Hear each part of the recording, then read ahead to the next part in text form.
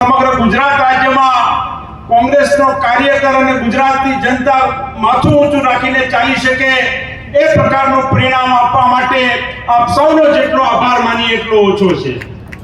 સમગ્ર ભારતીય જનતા પાર્ટીની સરકાર સરકારી મશીનરીનો પૂરેપૂરો ઉપયોગ કરે, ડેરીનું તમામ તંત્ર હોય, બેંકનું તમામ તંત્ર હોય, જિલ્લાના તમામ વહીવટી અધિકારીઓ ભારતીય જનતા પાર્ટીનો કાર્યકર બનીને કામ કરતા હોય એવી પરિસ્થિતિમાં આપ સૌએ ગેનીબેનને ચૂંટીને દિલ્હી મોકલ્યા છે અને આપ સૌનો જે વિશ્વાસ છે, વિશ્વાસ ક્યારે ઊંડો નહીં ઉતરે એની ખાતરી આપવા માટે પણ આપ સૌની વચ્ચે અમે આવ્યા છીએ। સમગ્ર ગુજરાતમાં લોકસભાના 26 અને રાજ્યસભાના 11 એમ 35 સંસદ સભ્યો છે।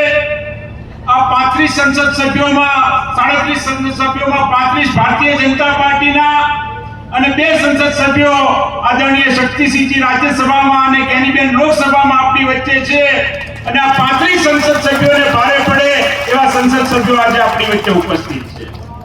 સમગ્ર રાજ્યની અંદર ભારતીય જનતા પાર્ટીના શાસનમાં આજે એક પછી એક ભ્રષ્ટાચાર બહાર આવી રહ્યા છે, એક પછી એક ઘટનાઓ એવી બની રહી છે કે લોકોનો વિશ્વાસ આ સરકાર અને તંત્રમાંથી ઉઠી રહ્યો છે।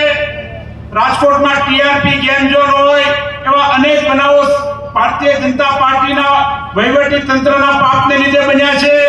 સમગ્ર રાજ્યમાં ગુજરાતના કોંગ્રેસના આગેવાનો ન્યાય યાત્રાના માધ્યમથી એને ઉજાગર કરવાનું પણ કામ કર્યું છે।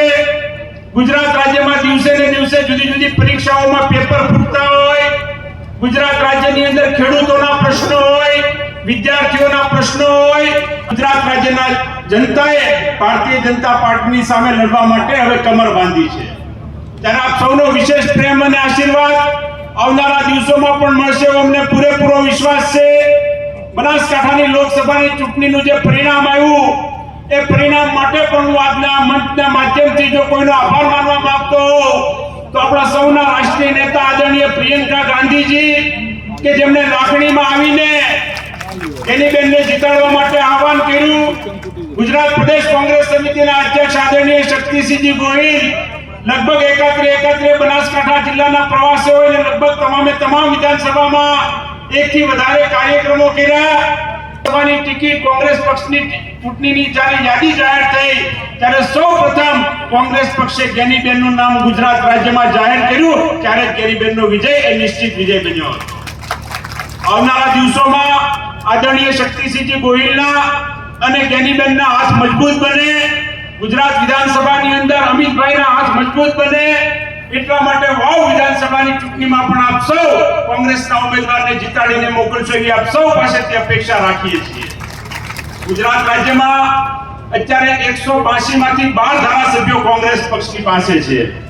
આ 12 માંથી 112 સુધી પહોંચવાનું છે અને એની શરૂઆત વાવ વિધાનસભામાંથી થશે એ વિશ્વાસ સાથે આપ સૌનો ખૂબ ખૂબ આભાર